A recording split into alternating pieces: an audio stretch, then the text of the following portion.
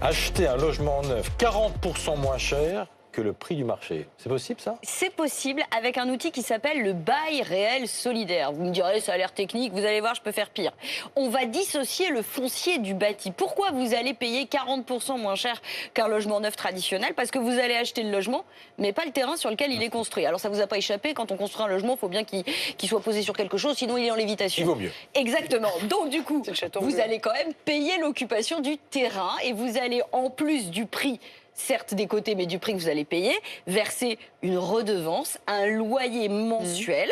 Alors, je vous rassure tout de suite, le loyer, il est relativement faible. Ça va de 10 centimes du mètre carré et par mois, jusqu'à quand même 3,50 € du mètre carré et par mois. C'est ça la règle du bail réel solidaire. Et vous allez me dire, mais on va pas me faire un cadeau comme ça à tout le monde. Non, il y a des plafonds de ressources. Mais la très bonne nouvelle, c'est qu'on est, je pense, quasiment tous autour de cette table éligibles. 87% des Français sont éligibles au bail réel solidaire. Je vous ai pris un exemple, un couple avec 2 enfants dans une très grande ville, il peut gagner jusqu'à 90 000 € par an pour être éligible. Dans les villes moyennes, 82 000 et dans les villes rurales, jusqu'à près de 65 000 € par an pour être éligible à ce bail réel solidaire. En réalité, il ne s'adresse pas aux ménages les plus modestes, il s'adresse à la classe moyenne, qui est trop riche pour avoir un logement social, mais qui s'en sort pas avec ses loyers et qui n'arrive pas non plus à accéder à la propriété. J'ai interrogé une maman solo d'Île-de-France qui a réussi à acheter 68 mètres carrés de logement, donc un T3, 100 mètres carrés de jardin, on est dans les Yvelines,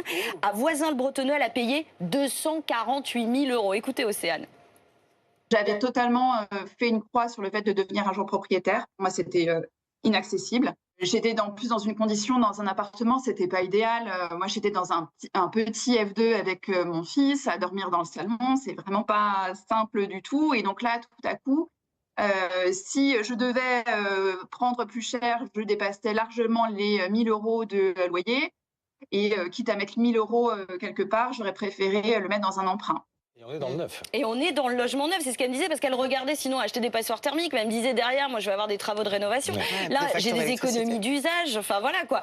Après, bon, il y a quand même quelques petits points de vigilance, hein, forcément. Alors le premier, le fameux loyer dont je vous ai parlé, faut faire gaffe, parce que si on est sur la fourchette haute, je prends un 100 mètres carrés, ça va de 10 € par mois, mais jusqu'à 350 € par mois, auquel j'ajoute mes mensualités de crédit. Donc attention au niveau de la redevance que vous allez payer. L'autre point de vigilance, le bail réel solidaire, c'est ce qu'on appelle un outil anti-spéculatif. Ça veut dire quoi? Ça veut dire qu'au moment où vous allez revendre votre bien immobilier, eh ben votre plus-value, elle est encadrée. Si par exemple les prix de l'immobilier sur la période de détention, ils ont progressé de 50%, ben vous n'allez pas pouvoir dire « wow, je vais faire une super culbute ». Non, vous allez regarder ce qu'on appelle l'indice de référence des loyers qui correspond bon an mal an au niveau d'inflation constatée sur la période et ce qui fait que votre plus-value, elle est plafonnée. Donc vous êtes. Océane, elle va pas faire de plus-value sur son appartement. Elle va faire alors elle pourra, par exemple, si je regarde, non mais regarde Lorraine, je regarde l'IRL sur 10 ans, là, ce fameux indice de référence des loyers, il a quand même progressé de 20% sur les 10 dernières années. Donc elle aurait pu faire une petite plus-value quand même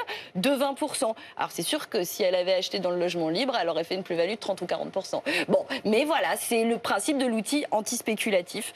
Donc moi je trouve que c'est quand même. On les trouve où les offres de BRS? Comment on fait? Alors c'est là que le bas blesse. En fait, alors le bail réel solidaire, il est porté par des OFS. Vous allez me perdre, mais vous allez voir.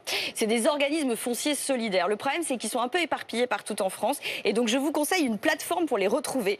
Boris, comme le prénom, .beta.gouv.fr. Là, vous avez un annuaire. Boris.beta.gouv.fr. Et là, vous avez un annuaire et vous pouvez faire un simulateur. Et sinon, vous faites tout simplement, vous tapez BRS, le nom de la ville dans laquelle vous recherchez. Tous les promoteurs, ils portent ces projets-là. Je vous en ai sélectionné 2 quand même pour vous intéresser. Allez. Alors, j'ai la résidence d'Épin, portée par le groupe Gambetta. On est à Bouaille, près de Nantes. Là, vous achetez un 4 pièces de 78 mètres carrés, logement neuf, en BRS. Entre la redevance et vos mensualités de crédit, ça vous revient à 960 € par mois. La même location vous reviendrez à 975 €. C'est-à-dire que là, vous devenez propriétaire et vous ne versez pas des fonds perdus, quoi. Et j'ai aussi les ateliers du parc portés par Bouygues Immobilier. On est à Villeurbanne, 4 pièces de 85 mètres carrés, 1060 € par mois avec la redevance, je la prends tout le temps en compte. Vous auriez payé en location pour une même typologie de bien à Villeurbanne 1200 €. Donc c'est ça le sujet. Vous ne pouvez pas devenir propriétaire et un loyer vous coûterait plus cher. Choisissez le bail réel solidaire. On est quasiment tous éligibles, allez-y. Quelle vendeuse. Les bons plans. plan de Marie Cœur Faut changer d'Aurore. de métier. Ah mais moi je suis hyper intéressée, j'arrête pas de regarder. Hein, On me demande là si c'est un poisson d'avril. Non, non, c'en est c'est pas. Et ça existe depuis 10 ans. Le problème c'est que ça prenait pas parce qu'on communiquait pas là-dessus. Et c'est notre rôle aussi. Mais c'est peut-être parce qu'il n'y en a pas beaucoup, donc ils il y communiquent en a pas de plus trop, en non plus. Figure-toi qu'il y a 20 000 logements dans les cartons là sur les 2-3 prochaines années qui vont sortir de terre. Allez-y. Et ça, j'achète. Merci.